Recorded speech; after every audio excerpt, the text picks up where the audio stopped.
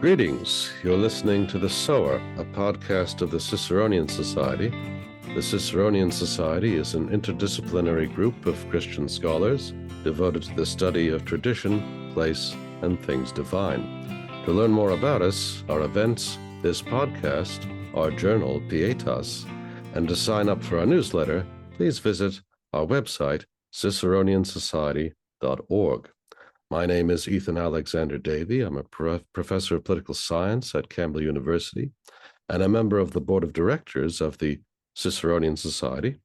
We will begin with a prayer. In the name of the Father, and of the Son, and of the Holy Spirit. Amen. Glory to thee, our God. Glory to thee, O heavenly King, the Comforter, the Spirit of truth, who art everywhere present and fillest all things, treasury of blessings and giver of life. Come and abide in us, and cleanse us from every impurity, and save our souls, O good one. Amen. Today we have the third installment in a series which I've decided to call Forgotten Conservative Thinkers. The first two podcasts in this series were episode 50 on Konstantin Leontiev, the Russian Orthodox Nietzsche, and episode 71 on Lev Tikhomirov, the Russian Orthodox monarchist. I didn't know that I was going to do a series at that point, so those episodes are being retroactively shoehorned into it. I also thought about calling the series Aristocratic Voices because we published a book with that title. It doesn't matter so much what we call it. If you're listening to this, tell me in the comments which title you prefer for the series, and we may take your opinion into account. In any case, our subject today is the Scottish man of letters, Thomas Carlyle, who fits very neatly under either heading, as will the other figures I have in mind. Joining me today to talk about Thomas Carlyle is my old friend Scott Irving. So a few words about Scott. He was born and raised in Dumfries, Scotland, which is quite close to where Thomas Carlyle himself was born and raised. Part of the reason I've invited Scott on is that I wanted an authentic Scottish voice to be part of this conversation, and I'll say more about that in a moment.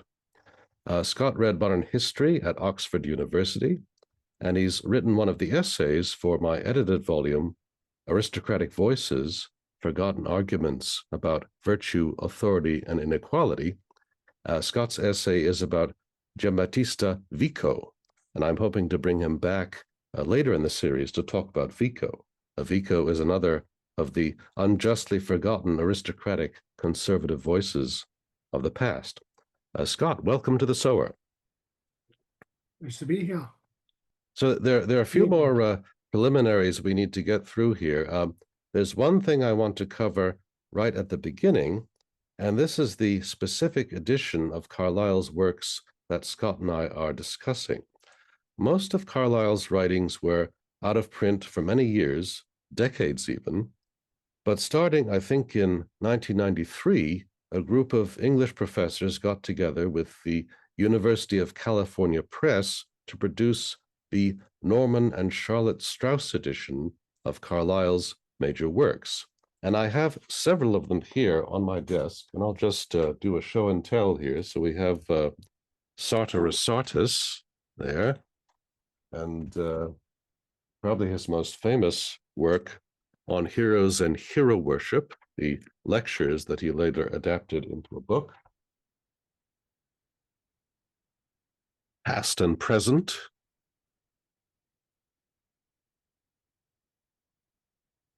A collection of Carlyle's historical essays, and that is, as you see, these are huge volumes. They're about to knock my desk over. And then the one that we're going to be talking about today, Essays on Politics and Society. Now, I want to recommend these editions of Carlyle's works, not just because the publisher sent me a free review copy of the last one. They are genuinely superior to the competition. And the main reasons for this are that the editor's critical introductions and the notes. So the introduction to each edition does more than place the text in historical context. It also cites many of the contemporary responses to Carlyle's writings. But even more important, from my point of view, are the notes. The notes fill up about as much space as Carlyle's text in each of these volumes. And this is important for two reasons. First, Carlyle loves to make allusions. We'll see examples of this in this podcast. Allusions to contemporary persons and events, to history, to literature, both ancient, medieval, and contemporary, to the Bible and other religious texts. And some of these allusions are obscure. The notes explain all the allusions, and also, since the editors of these editions are Carlyle scholars, they have read everything that he ever wrote, including Carlyle's letters, so they often print excerpts from his letters that are relevant to the topics that come up in the texts, or relevant excerpts from other works by Carlyle in the notes. So if you want to understand Carlyle, these are the editions to read. Okay, now that I've praised the Norman and Charlotte Strauss edition of Carlyle's works, I'm going to make an appeal to the editors. There's one major book of Carlyle that needs a new critical edition, and this is his latter-day pamphlets. I have an old copy of it on the shelf that was published in the early 20th centuries, 1910 or something like that, and that's the last time that it was published, I believe. So, but if you go on YouTube today, the latter-day pamphlets seems to be his most popular book. It was apparently offensive even to 19th century liberals and progressives. But to be honest, if you've read Carlyle's other writings, there's really nothing terribly surprising in what he says in the latter-day pamphlets, and we'll show you some of this today. So I'm not sure why there has been this shyness about the latter-day pamphlets in the academic community. And in any case, it's a book that people are reading, so there's a definite need for a Strauss critical edition of it, published by the University of California Press. So there, I've made my appeal. All right, so that's that preliminary done. The other preliminary is to say something about Carlyle's life and the reception of his writings in more recent times. And once we've done that, the format of this conversation will be as follows. So we've selected several passages from Carlyle's Essays on Politics and Society, and Scott is going to recite the passages for us, and then we'll discuss them. Now, the reason I want Scott to recite the passages is this. Thomas Carlyle once had an audience with Queen Victoria, and she wrote down in her journal her impression of him. She described Carlyle, Queen Victoria did, quote, as a strange-looking, eccentric old Scotchman who holds forth in a drawling, melancholy voice with a broad Scotch accent upon Scotland and upon the utter degeneration of everything, end quote. So not very complimentary, but when I read this description, it actually made me like Carlyle even more. Anyway, my friend Scott is not strange-looking, nor is his voice melancholy, but he does have a Scotch accent, and he and I have often discussed both Scotland and the utter degeneration of everything. So this will lend some authenticity to this whole business. All right, so let's talk a little about who Thomas Carlyle was and how we encountered him. So I'd like to start with Scott's impressions.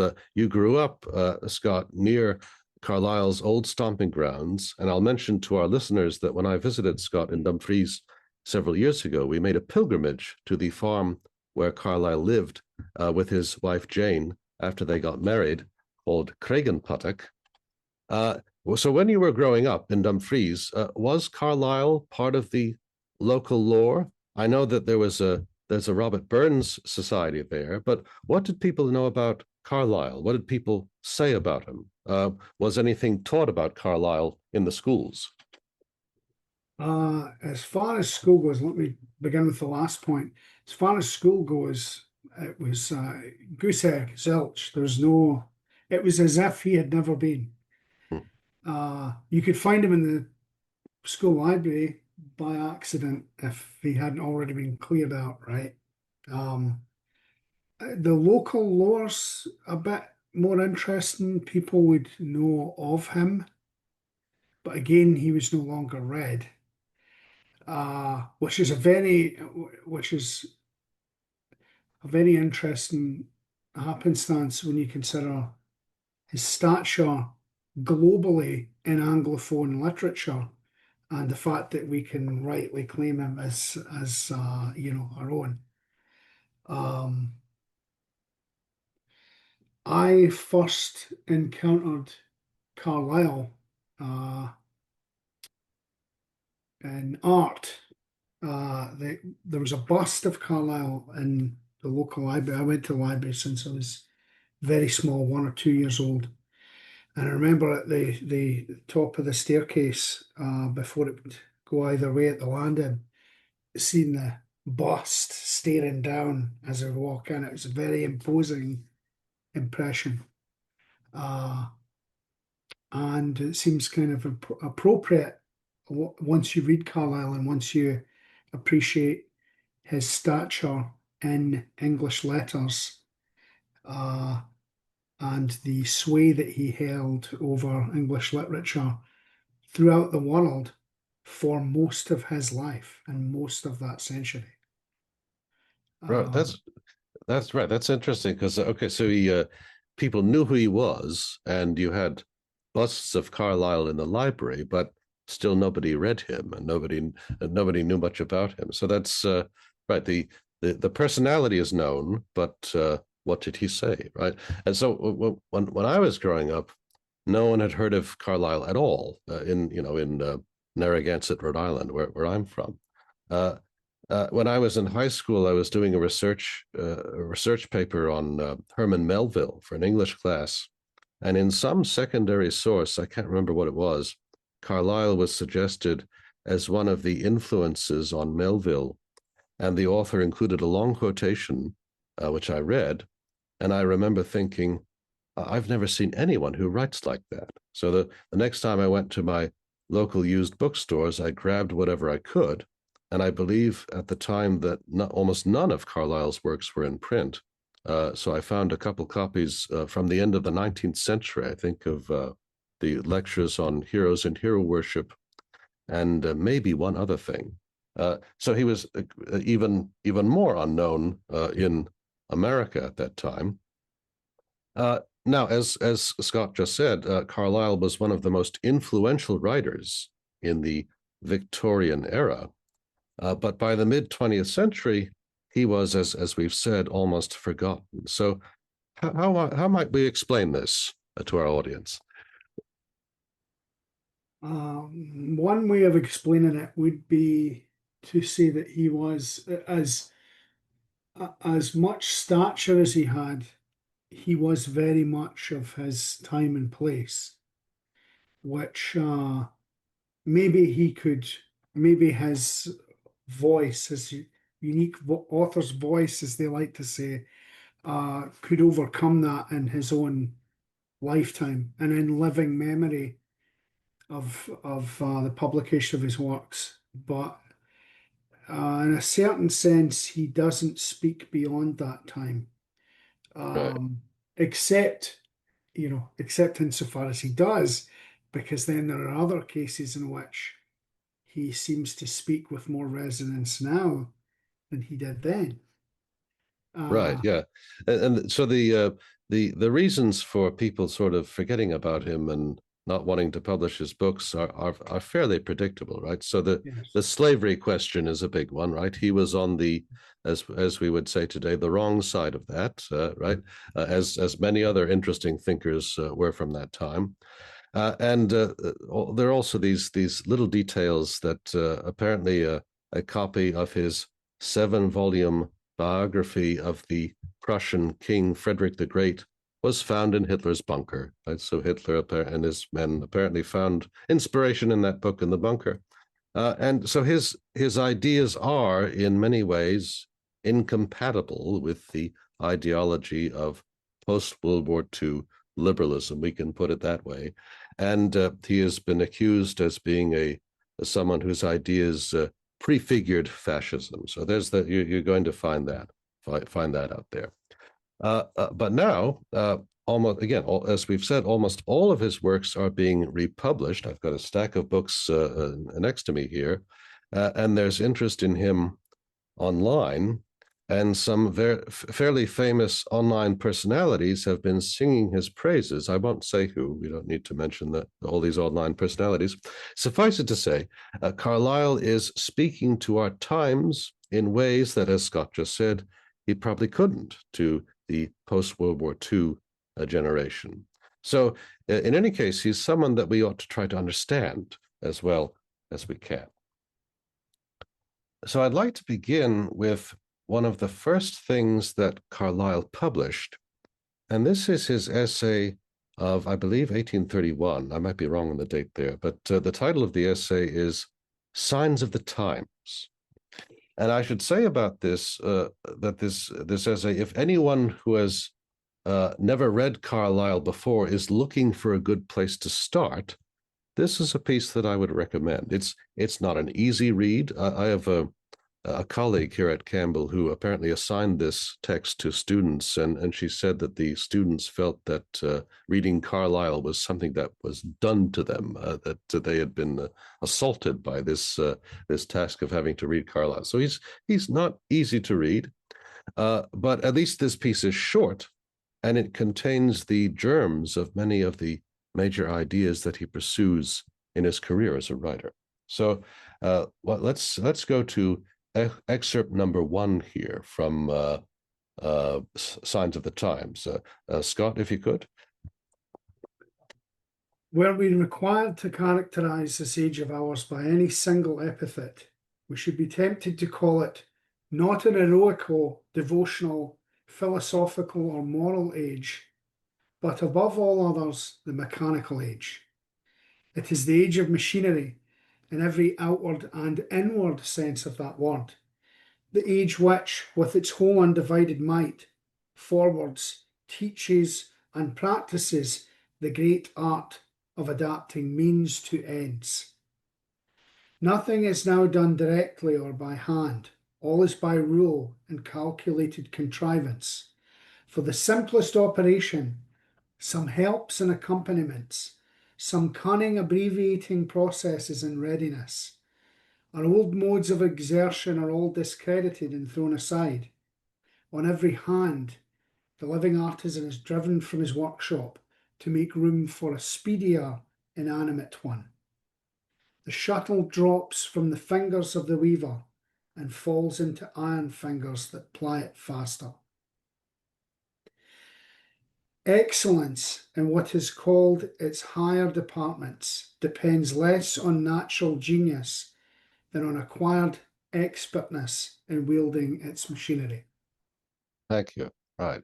So we have a theme that will be familiar, right, from the early 19th century. We were talking about the period of the Industrial Revolution, where machines are replacing humans, and of course this might make us think about the current time as well, where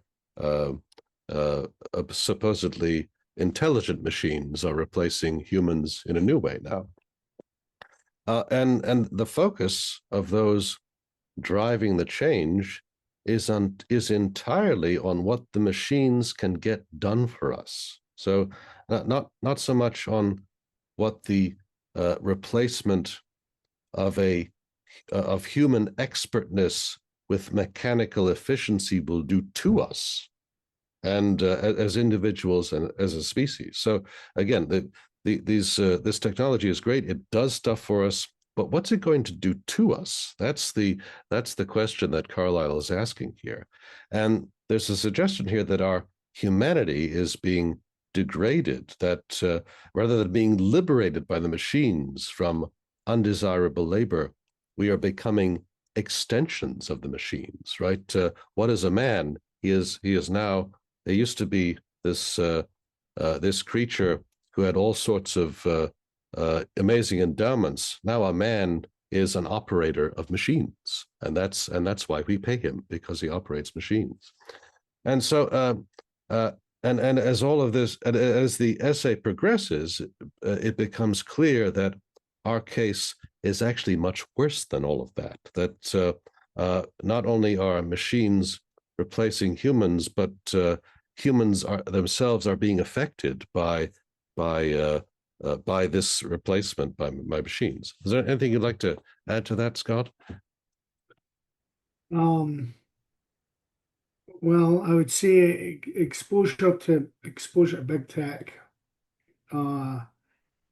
is an eye opener for anyone who thinks that the process is not still underway, and with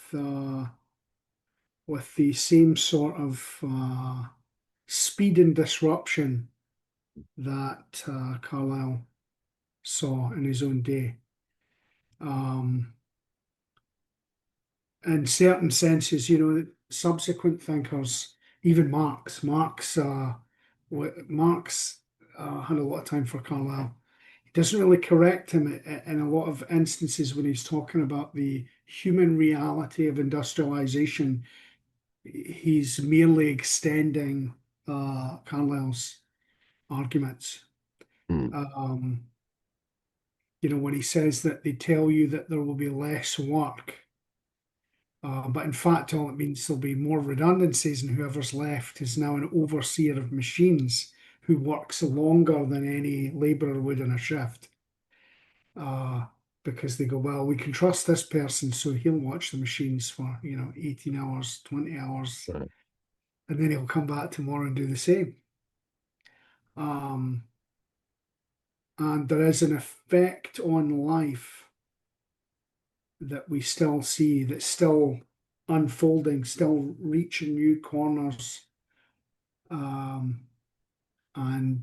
crinkles in the human experience, which we see now with the chatbots, the stochastic parrots we were talking about earlier. So we see much of the same. This is one of those instances where I would say the letter of what he's saying may apply less, but the spirit of what he's saying applies more now, with more relevance, as they like to say, more urgency than it did ever before. Yes, I think that's very well said. Shall we go to excerpt number 2? Yeah. These things, which we state lightly enough here, are yet of deep import, and indicate a mighty change in our whole manner of existence. For the same habit regulates not our modes of action alone, but our modes of thought and feeling. Men are grown mechanical in head and in heart, as well as in hand. They've lost faith in individual endeavour and in natural force of any kind. Not for internal perfection, but for external combinations and arrangements, for institutions, constitutions, for mechanism of one sort or other do they hope and struggle. Their whole efforts, attachments, opinions turn on mechanism and are of a mechanical character.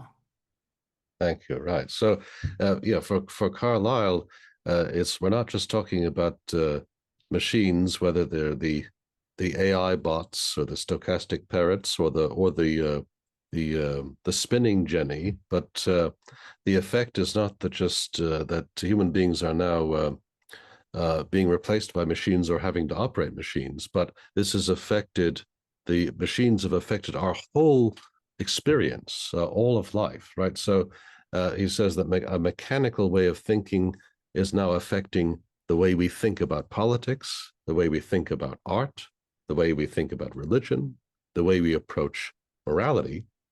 And of course, there's a lot one could discuss there, but I thought we might go directly to what he says about constitutions, about the modern machinery of government, because that is again, for Carlyle also, a constitution, the modern constitution, is a kind of machine, a kind of mechanism. And when we think of government in that way, we're missing something in his view. So Can you take it? Let's go to excerpt Yeah, number 3, sure. which is fairly long. Yes. In the very outset, we might note the mighty interest taken in mere political arrangements, as itself the sign of a mechanical age. The whole discontent of Europe takes this direction. The deep, strong cry of all civilized nations, a cry which everyone now sees must and will be answered, is, give us a reform of government, a good structure of legislation, a proper check upon the executive, a wise arrangement of the judiciary is all that is wanting for human happiness. The philosopher of this age is not a Socrates, a Plato, a Hooker, or Taylor, who inculcates on men the necessity and infinite worth of moral goodness, the great truth that our happiness depends on the mind which is within us, and not on the circumstances which are without us, but a Smith, a Delorme, a Bentham, who chiefly inculcates the reverse of this, that our happiness depends entirely on external circumstances, nay, that the strength and dignity of the mind within us is itself the creature and consequence of these. Were the laws, the government in good order, all were well within us. The rest would care for itself. Dissentients from this opinion, expressed or implied, are now rarely to be met with. Widely and angrily as men differ in its application, the principle is admitted by all. Equally mechanical and of equal simplicity are the methods proposed by both parties for completing or securing this all-sufficient perfection of arrangement. It is no longer the moral, religious, spiritual condition of the people that is our concern, but their physical, practical, economical condition is regulated by public laws. Thus is the body politic more than ever worshipped and tendered, but the soul politic less than ever.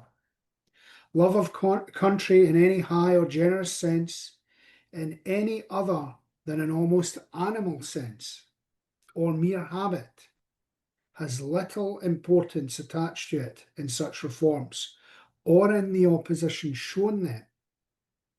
Men are to be guided only by their self-interests. Good government is a good balancing of these, and except a keen eye and appetite for self-interest, requires no virtue in any quarter. To both parties, it is emphatically a machine. To the discontented, a taxing machine. To the contented, a machine for securing property. Its duties and its faults are not those of a father, but of an active parish constable. Thank you. All right, so we might go back to the first paragraph there. So Carlyle mentions a series of thinkers here, and then he contrasts. Okay, there are the thinkers of the past: Socrates, Plato, Richard Hooker, the author of the ecclesiastical polity, the government of the ecclesiastical polity, and then Taylor. I know less about him, but he was a writer of spiritual literature about how to. I think the two major books he's known for are How to Live and How to Die. So How to Live and How to Die as a Christian. So these are works that are concerned with the soul. How do we make the human being to give the human being the best sort of soul he can have, to be a good Christian, a good man, a good father, a good ruler if he should take on such responsibilities.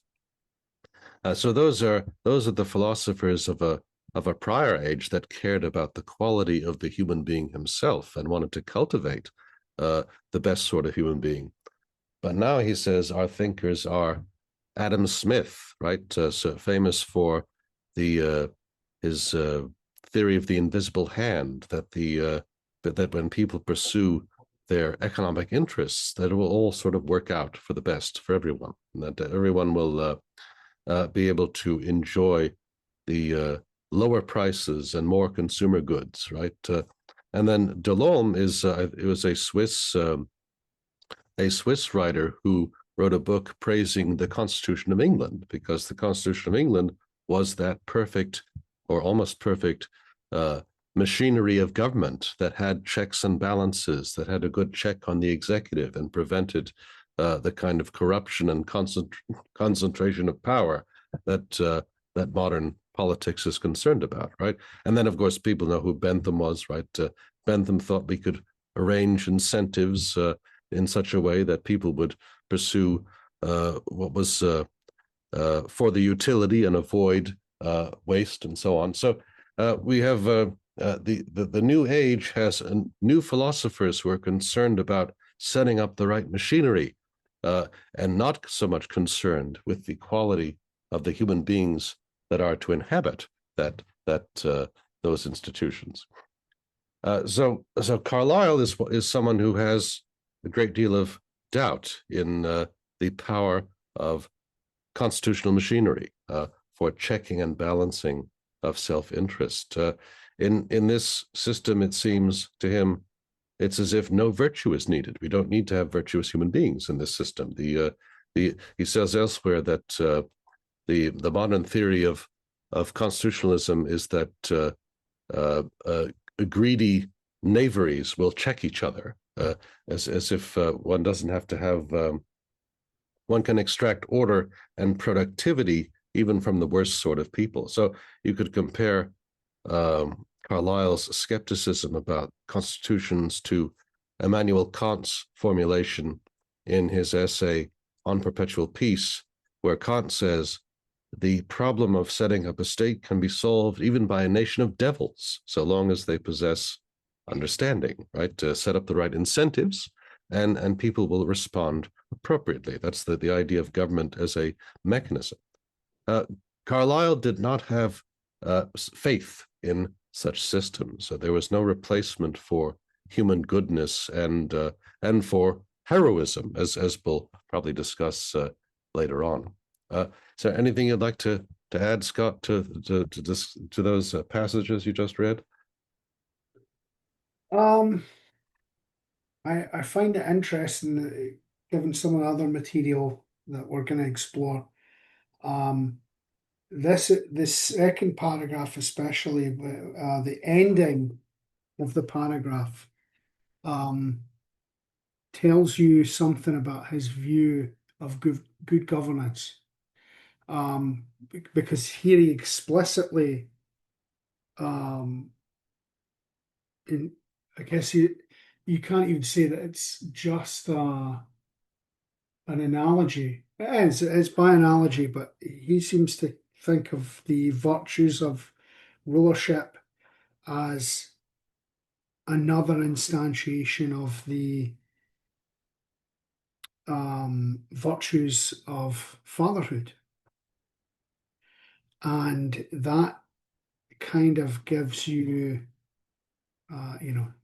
here we have a prefiguring of what we'll see with Dr. Francia. That's why he singles out this person, because his children, the inhabitants of Paraguay, one of the names they had for him was father. He was there, and not as a preacher, he was a lawyer, but father of the nation. They would literally address him as father. That was one of their epithets for their leader, when they weren't calling him, El Supremo, or, the various other names they had for him. And this is clearly, you get a flicker here of what he is for rather than just what he is against. Right? Yes, right. That's right. And then, right, of course, we'll talk about the text that Scott is referring to later on about the leader of Paraguay. But of course, it was traditional for Europeans to think of their kings as fathers of the nation as well. That was a traditional way of thinking. The term that scholars have for that is patriarchalism, right? That the father is the key authority figure, and the king is the father of the nation, and that there's obviously a much more personal relationship when you think about government in that way, that there's a more personal connection between the ruler and the ruled, and it's not the kind of relation, the sort of neutral or impartial relation that you would find in a machinery of government. Yeah. Actually, it's a good point to note, especially with view of the machinery and the lack of virtue in a mechanical age. It's possibly worth noting that what Carlyle decries is the worst of both worlds with regard to the impersonal and personal elements. The government is an uncaring machine, but within this machine you have all kinds of knaves and double dealers who are extracting all kinds of advantage. And so you have the worst of the total impersonal indifference of a machine to a suffering populace on the one hand, and then all the worst elements of subjectivity and bias on the other, where people are in the politics for personal gain and convenience and comfort. Whereas what Carlyle proposes is the best of both worlds, in a certain sense. If you look throughout his works, what he proposes is something that's not so much impersonal as impassive and implacable, a kind of discipline and a kind of impersonalism,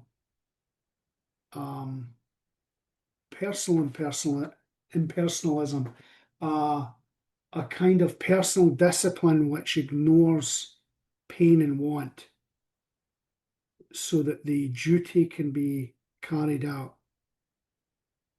effectively. Yes. And the personal relations, like if you look at all of his examples, he's not entirely consistent in his choice of examples, but in what they exemplify, he's incredibly consistent. His modern examples and medieval examples are much the same. There's those personal relations that you talked about. Look at the Abbot Samson, right?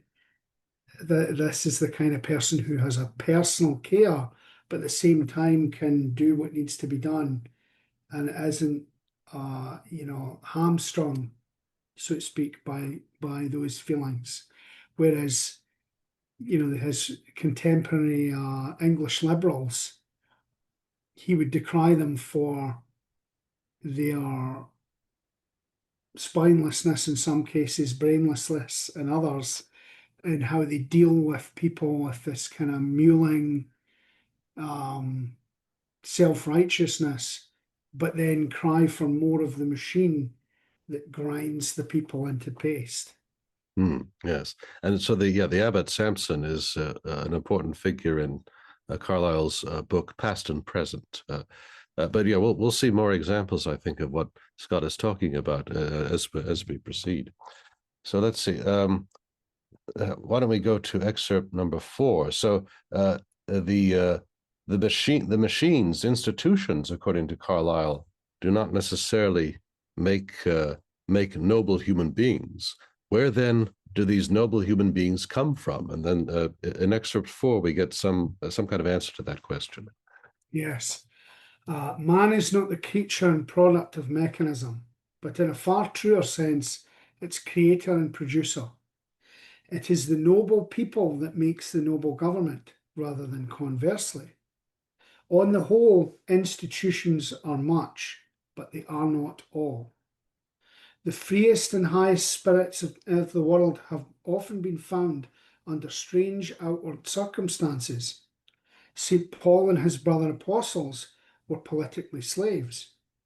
Epictetus was personally one.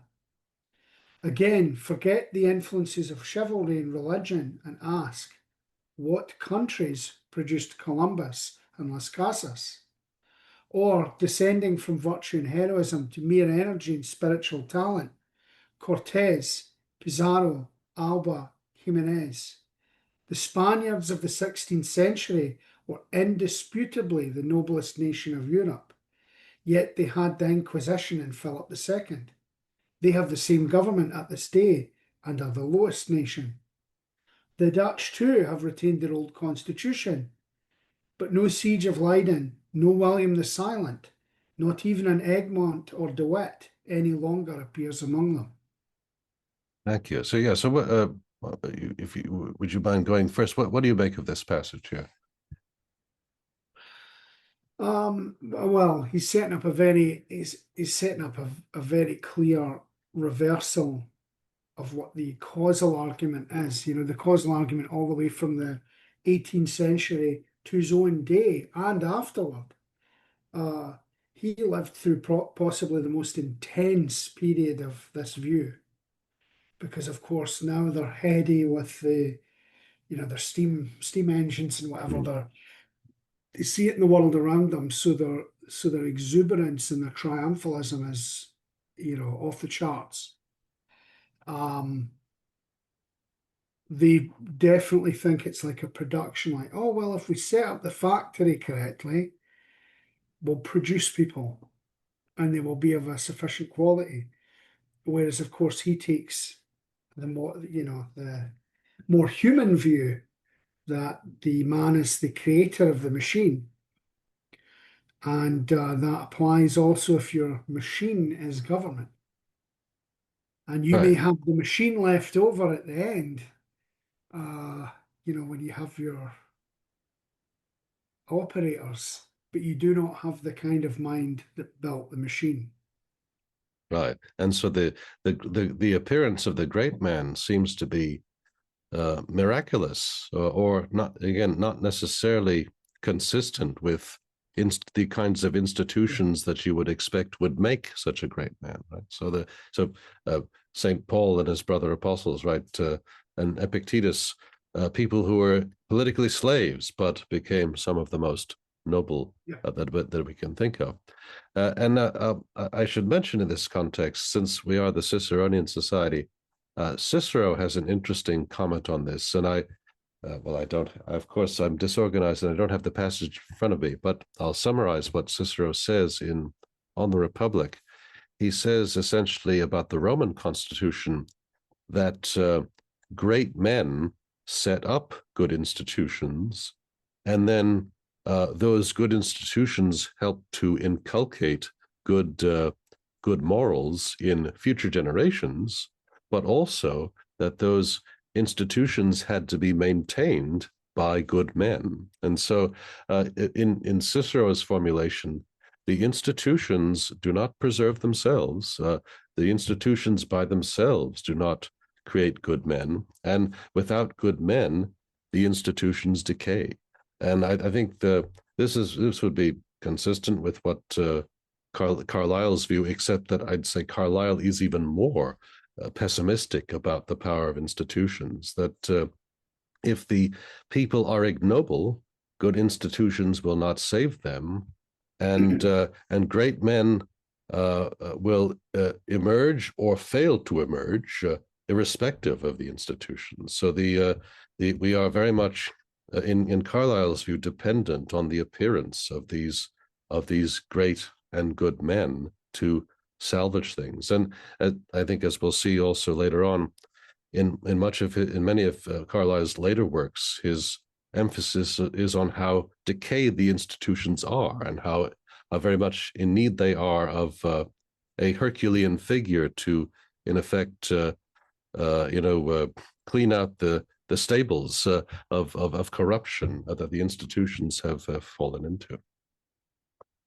All right, shall we go on to excerpt number 5? Yeah, that's very germane to what we were just saying here.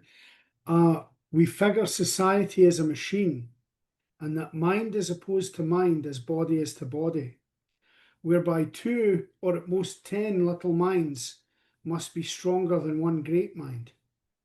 Notable absurdity. For the plain truth, very plain, we think is that minds are opposed to minds in quite a different way, and one man that has a higher wisdom a hitherto unknown spiritual truth in him is stronger not than 10 men that have it not, or than 10,000, but than all men that have it not, and stands among them with a quite ethereal angelic power, as with a sword out of heaven's own armoury, sky-tempered, which no buckler and no tower of brass will finally withstand. Right. Thank you. So this is, we could say, an early assertion of Carlyle's great man theory of history. The great men, the God-inspired geniuses whose minds contain a great spiritual truth, they are the drivers of history. And so they are one man who has that is more powerful than not than 10, but then 10,000 or millions of men who do not have that spiritual truth and can be transformed by it, can become a follower of the person who has brought that nobility, virtue, and enlightenment to other men. I don't know if you wanted to add anything to that, Scott. I know, I think it caps off the earlier remarks on the age, the mechanical age in which we live. It's also interesting how it's a counterpoint to the overall tenor of pessimism that we just discussed, where he has a kind of radical optimism specifically about the inspired person, right?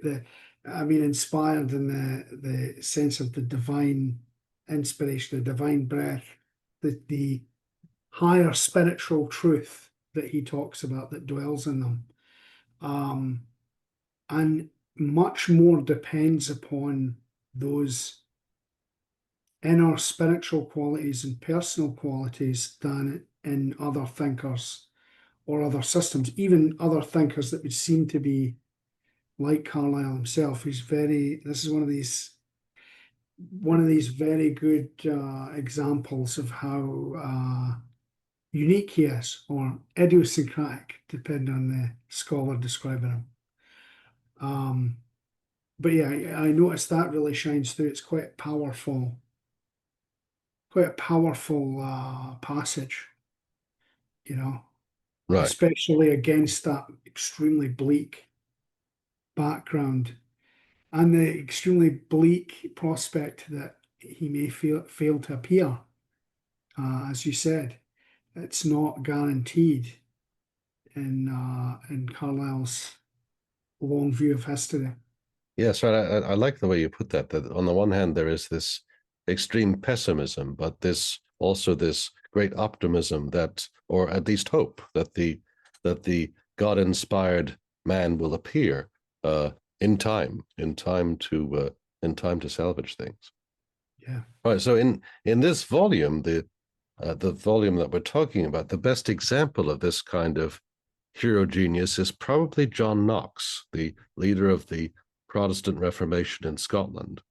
In his essay on the Portraits of John Knox, which is one of the last things that Carlyle published in his life, Carlyle describes the interviews that Knox had with Mary, Queen of Scots. And this is our excerpt number 6. He is never in the least ill-tempered with Her Majesty, but she cannot move him from that fixed centre of all his thoughts and actions. Do the will of God and tremble at nothing.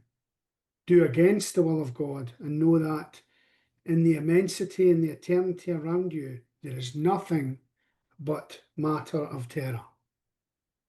Nothing can move Knox here or elsewhere from that standing ground. No consideration of queens' sceptres and armies and authorities of men is of any efficacy or dignity whatever in comparison, and becomes not beautiful but horrible when it sets itself against the Most High. Right, good. So that's right. So again, not Knox as the example of this, the divinely inspired man, in this case, the hero is priest, right? Knox is also one of the heroes that figures in the lectures on heroes and hero worship. So this he knows what the truth is. He knows what God has commanded him to do, and he will stop at nothing. No scepter, no threat of physical death, no challenge will stop him from pursuing what he thinks is right. Right, and now this also supplies us an occasion to discuss one of the tricky questions about Carlyle. What exactly were his religious beliefs? And I will admit that I have some uncertainty about this myself, but I'm going to point out an interpretation, a scholarly interpretation of what Carlyle's beliefs were. And this is from a book by, let's see, I have it here, by Charles Frederick Harold, called Carlyle and German Thought. And what he says is that Carlyle was a Calvinist without the theology. So this might be one way we could characterize his thinking. I'm going to read the short description of that. He says, beneath the variations of the surface of his thinking, even throughout the years of his skepticism and despair, there persisted in him the essential spirit of Calvinism, the belief, at least the will to believe, in the infinite and transcendent sovereignty of God, to know and obey whom is man's supreme end, in the need of personal individual salvation through action rather than through passive states of soul, in the strenuous morality of knowing and doing the will of God, in the constant immanence of God in common things, revealing both love and law. So that's Harold's description of Carlyle's Calvinism without the theology, that there is a belief that the divine does operate through human beings in the world, and that we have duties to God through that, but they're not necessarily, from that point of view, not an Orthodox Christian. So Carlyle did express skepticism about basic Christian beliefs privately, on the one hand, but in many of his writings, he defends Christian piety, and he makes the cause of Reformed Christianity his own cause. For instance, in the passage that Scott just read. So his praise of Knox could be taken as an expression of Reformed Christian piety. And then, of course, there's Oliver Cromwell, is another Puritan whom Cromwell praised and wrote about.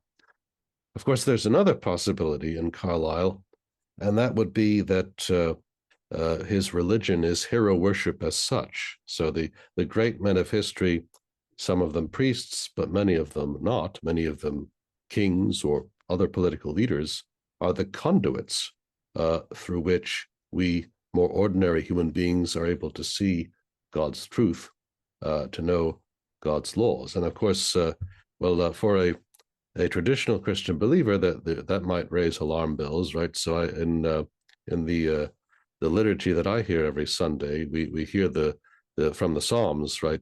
Put not their faith in princes and sons of men, in whom there is no salvation. But Carlyle may be guilty of that. But again, his views on his actual beliefs are not entirely clear. I think there's some possibility of different interpretations.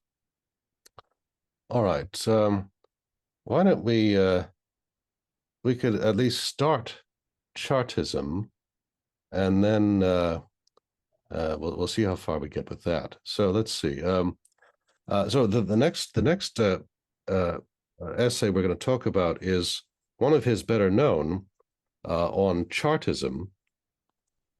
So the Chartists were working class people in England who started a movement to protest the treatment of workers in the factories, and they made a series of political demands, including universal manhood suffrage. And at this point in England, there were still property qualifications. This is around the year 1840 or so. And of his essays on social and political questions, this is one that a lot of Carlyle scholars like, for a couple of reasons at least.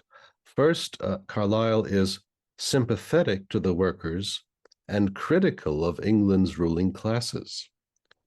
And second, Carlyle explicitly attacks the laissez-faire approach to economic and social problems. One of the chapters is called simply Not Laissez-Faire, didn't love laissez-faire. He believed that government had a duty to act, to intervene in the market and address social problems head on. He characterizes the existing policy of the government as, quote, let all scramble and some be trodden down. Or the more familiar phrase was devil take the hindmost, right? And treating the poor as only a nuisance to be abated, which he says is an unconscionable dereliction of duty on the part of rulers. But when you consider his proposals for reform, well, center-left college professors would be less likely to support him there. So we've selected two quotations from Chartism. So Scott, if you could read excerpt number 7. Any law, however well meant, is a law, which has become a bounty on unthrift, idleness, bastardy, and beer drinking, must be put an end to. In all ways it needs, especially in these times, to be proclaimed aloud that for the idle man there is no place in this England of ours.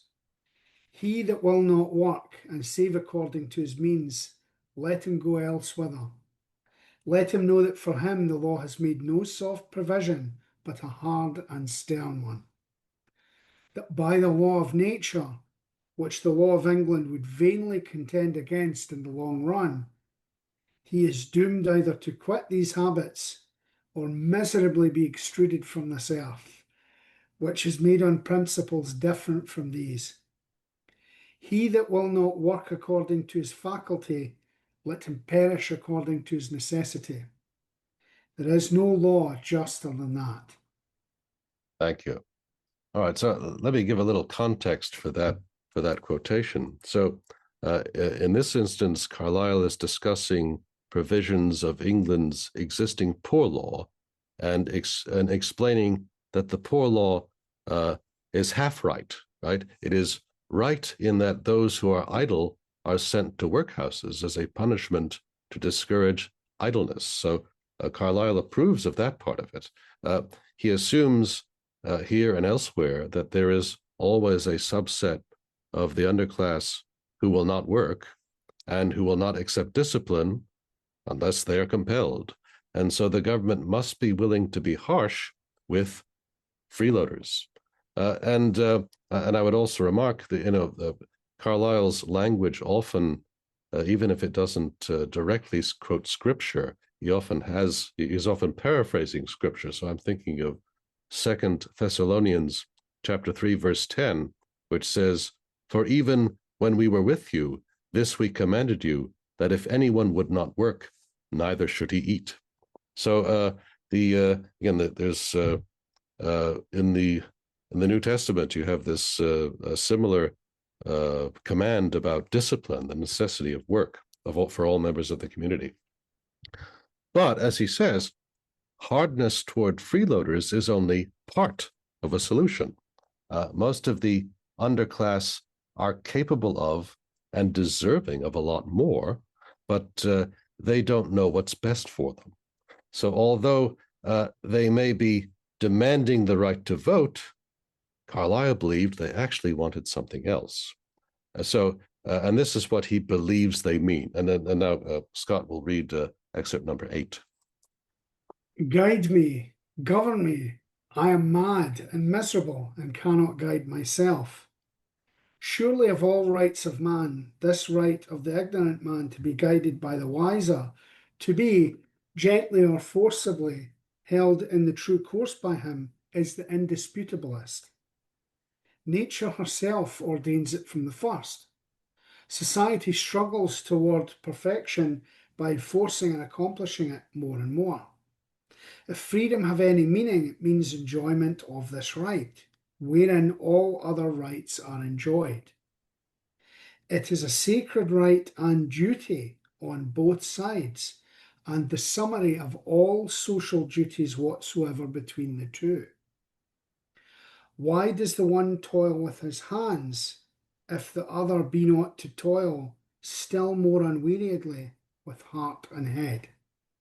Thank you. So what Carlyle rejects is the modern relationship between social classes in a capitalist economy in which, this is another quotation, in which cash is the sole nexus between man and man. That's a fairly famous line from, I think, Carlyle's Past and Present. Mm-hmm. So in this modern relationship where the factory hands receive their wages and are otherwise left to shift for themselves. So what Carlyle wanted was something like the old feudal bond between lord and serf, but modified somehow for modern conditions. So human relations, as you can tell from that quotation, are hierarchical by nature. That is Carlyle's belief. The wiser must govern the less wise.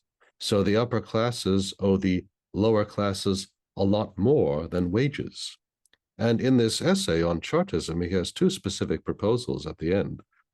First, education must be made available to the underclass, not only vocational training for factory or field hands who show potential to rise to some kind of mastership, but education in religion, in letters, in culture.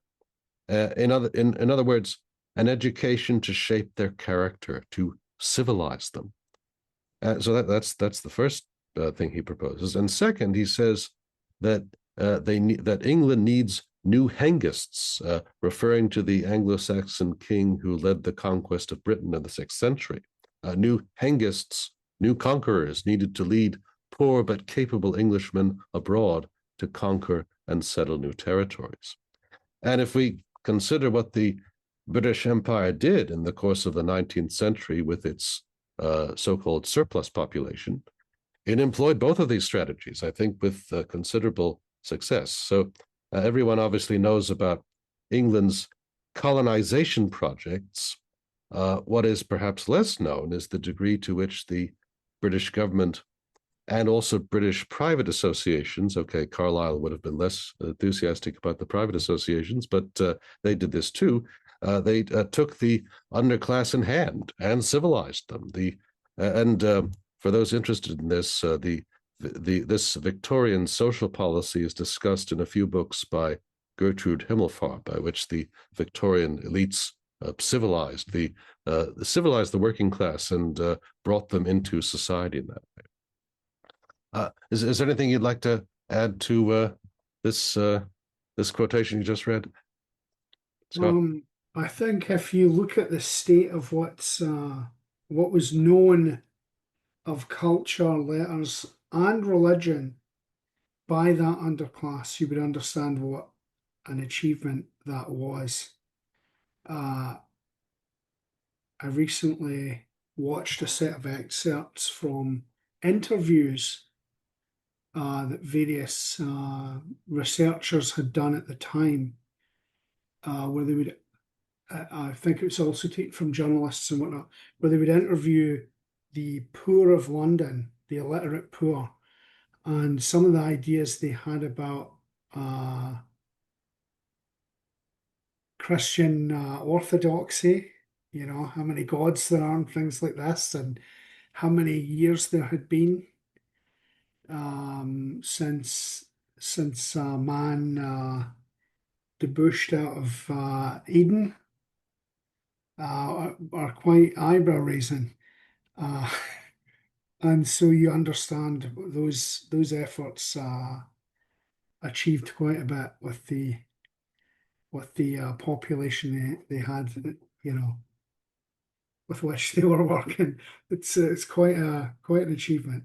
That's a great point. And at the risk of causing trouble for myself, I might wonder aloud about the level of education of the populations we have today, and the extent to which, how much do they know about cultural and civilization?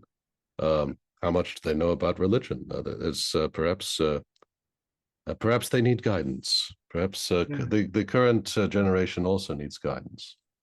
I suppose the modern day, our contemporary equivalent would be, even when I was younger, I remember watching a news report where they interviewed people at Christmas time, asking them what Christmas was and why we have it, and it was the same sort of thing. So I suppose these public spirited individuals who are like the mini heroes in Carlyle's view, I suppose we are lacking those. So it doesn't matter if we have any number of institutions, the World Health Organization and USAID and whatever, all these ones that cater to the betterment of the sick and the poor. Supposedly, we are lacking the individuals who would actually have that effect. Sadly, that seems to be the case, yes. All right, so I think we've been going for about an hour. I think we might take a break here and continue in part 2 of this episode. All right, yeah. You've been listening to The Sower, a production of the Ciceronian Society. If you've enjoyed this conversation, we hope you'll consider signing up for our newsletter and joining us for a future event. Be sure to rate and review this podcast. Share it with your friends. Please also check out our journal, Pietas. Pietas is a peer-reviewed open access journal. To submit your own work to the editors of Pietas, please go to our website, ciceroniansociety.org. Thank you for listening, and thank you, Scott, today for all of your reading and for your commentary. Thank you for having me. It's been a pleasure.